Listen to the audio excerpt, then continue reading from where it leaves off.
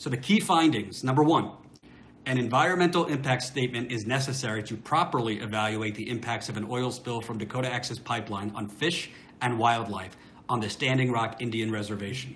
The Army Corps of Engineers and DAPL's current estimates of a worst-case oil release into the Missouri River and underlying aquifer are based upon unrealistic assumptions, and the environmental impacts of an oil spill may be far greater than disclosed in the final environmental assessment.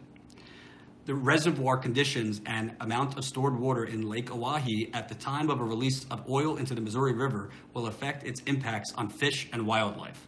The Army Corps of Engineers must implement its reservoir simulation model to determine the impacts of an oil spill under the divergent reservoir conditions caused by the operation of Oahe Dam.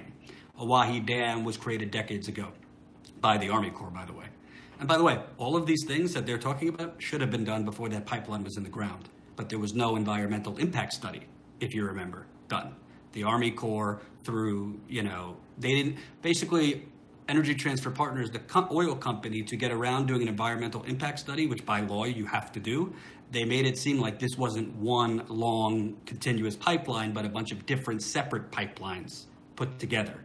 When you make it so it's a bunch of separate, different, smaller pipelines put together, you could get around it and do what they call an environmental assessment, which is not as rigid as an environmental impact study. When President Obama, I'll give him credit in this case, denied the final permit in December of 2016, part of that denial was ordering an environmental impact study to be done, which should have been done in the first place. Now, in 2017, the Standing Rock Sioux, this is the second finding. In 2017, the Standing Rock Sioux Tribe Department of Game and Fish has prepared a report entitled Missouri River High Consequence Area Assessment, establishing baseline ecological information and impacts to hunting and fishing from the proposed Dakota Access Pipeline in the event of an oil spill in the Missouri River in North Dakota, adjacent to the Standing Rock Reservation.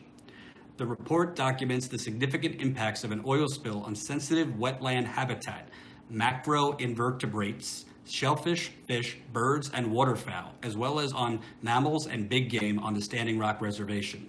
The report finds that subsistence hunting and fishing by tribal members shall be adversely affected by an oil spill from Dakota Access Pipeline. Wildlife, fishing, big game hunting, these are all a way of life for a lot of native tribes. And this is their environment. And by the way, if you forget, since the United States government has just trampled all over, this is their land.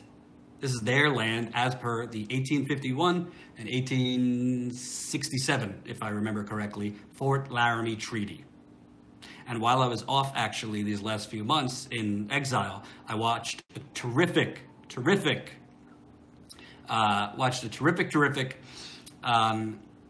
documentary. What was it called?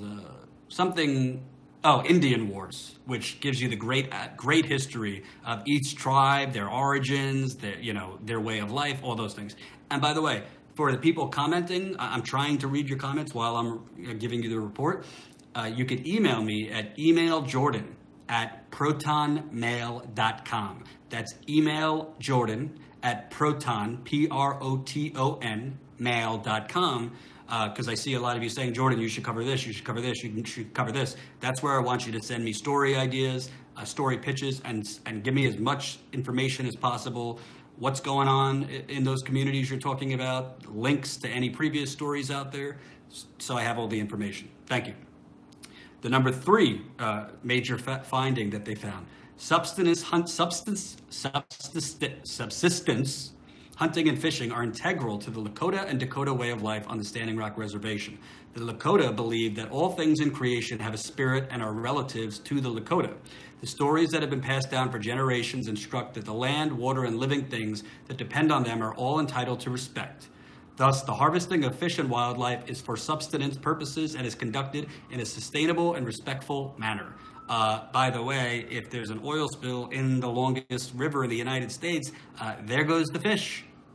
As we've seen in previous spills, in the Kalamazoo spill in Michigan a few years, people were eating oil-infested fish without even knowing it. Do you know how dangerous that is to the human body if you're eating fish that's been contaminated with oil or fracking fluid? Correct. If you mean when, I mean when. Historically, within the tribe, there are various societies or groups with common expertise or gifts. The different societies gave everyone a place in the community. For example, the prestigious Kit Fox Society was a prominent men's society of hunter and warriors. Today, young men are taught to contribute to the well-being of their extended family, Tiospe, I'm probably mispronouncing that, and their community by engaging in subsistence hunting and fishing and sharing their harvest with elders. Subsistence hunting and fishing and the cultural norms that remain intact are jeopardized by an oil spill from the Dakota Access Pipeline. Number 4, the tribe's wildlife habitat has already been decimated by the development of the Oahe Dam and Reservoir, which destroyed nearly 56,000 acres of wooded Missouri River bottomlands on the Standing Rock Indian Reservation. This land was prime wildlife habitat. 4 tribal communities were relocated by the Army Corps of Engineers in 1960 from the bottomlands to the plains above bottomlands area. The entire fabric of the Lakota and Dakota way of life on the Standing Rock Reservation was disrupted by the Army Corps of Engineers. And I can tell you, because I did interviews in Standing Rock, I can't get this out of my mind. It's like seared in my brain. I did an interview with a man, an older gentleman, B.J. Kidder, I think his last name was. And he was talking to, he must be probably in his 50s and his 60s, and he was relaying a story about how his family, their home was taken, I think in the 1960s or 70s, and the Army Corps promised them a new house with free electricity and all that. Well, that new house and free electricity never came for them. And what did they have to do? What were they forced to do because the United States stole their land to put in this dam? They had to sleep out in tents in the frozen tundra in the winter. Young kids with their parents sleeping out. If you were at Standing Rock, you know how cold it was. I'm talking in December, January, February, March. That is bitterly cold. In some cases, could be deadly to sleep outside. I couldn't believe it when I was interviewing him. The inhumanity that is just commonplace towards Native Americans. This includes the vibrant subsistence, hunting, and fishing culture.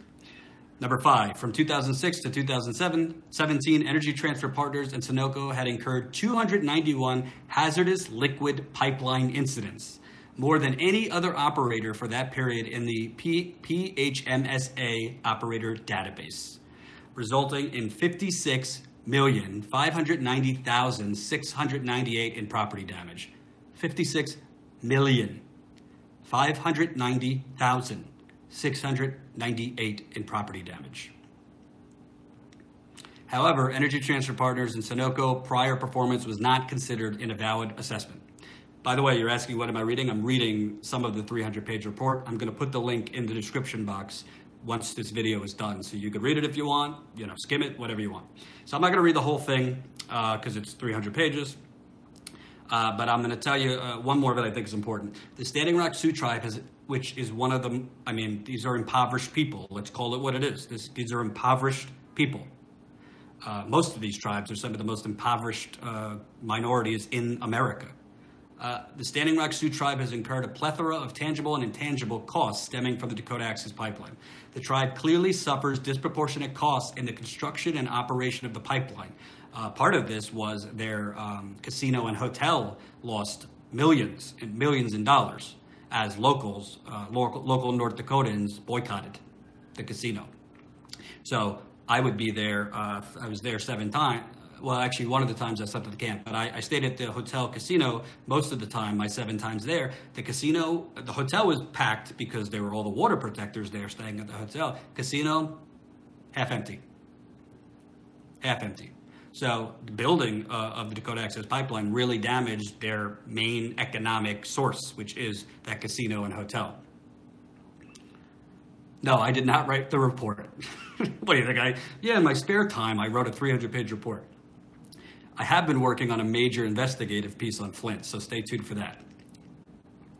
Ignoring or suppressing known costs leads to inequitable and economically insufficient outcomes, as happened with the Dakota Access Pipeline. A proper accounting of the actual costs borne by the tribe is required under Executive Order of 12898 on environmental justice. And that's just some of the report. They make other points in the report pointing out how Energy Transfer Partners has, I haven't forgotten Puerto Rico. I just did a report the other day. Where are you? Go start scanning through the videos. I just did a report on Puerto Rico the other day. And by the way, when my back is healed and investor money starts coming in, I will be going to Puerto Rico. It's a goddamn disgrace what's going on.